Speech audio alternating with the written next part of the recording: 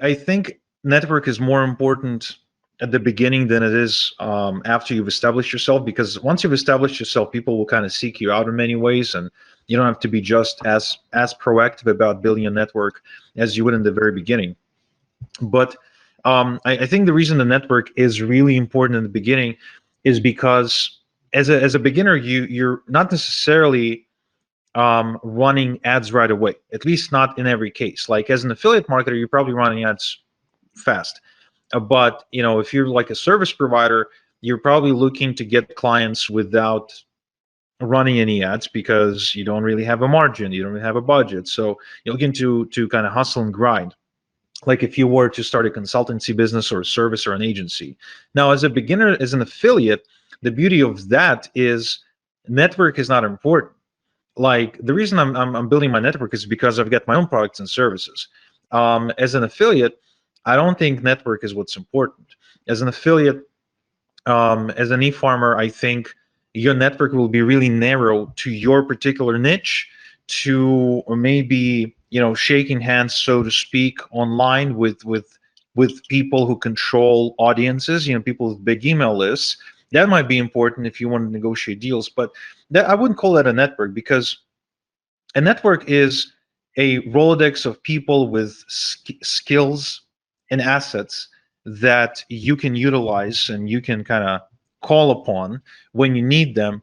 And that's more important if you've got your own products and services, but not so much if you're an e-farmer who isn't necessarily building any particular business. You know what I mean? Like if you've got a software as a service, building a network will be a lot more important for you than if you were to just promote a supplement offer, on Microsoft ads. So there's that thinking that goes into it. As an e-farmer, initially, network is not that important until you kind of grow bigger, and then what ends up happening once you've made enough money to cover your bills, you start thinking of what if. You start asking yourself, what would I really like to do? Like once that money need is met, you start asking yourself, can I build something interesting? Can I build a legacy?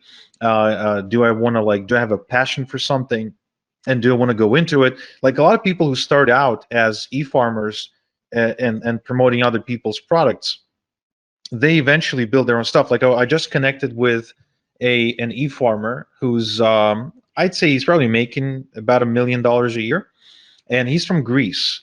I'm going to be interviewing him for the podcast soon. So if you want to subscribe to the podcast, you want to go to listbuildinglifestyleshow.com, or look up List Building Lifestyle on any of your favorite podcast players like Spotify, Apple Podcasts, Amazon Music, Google Podcasts, and so forth.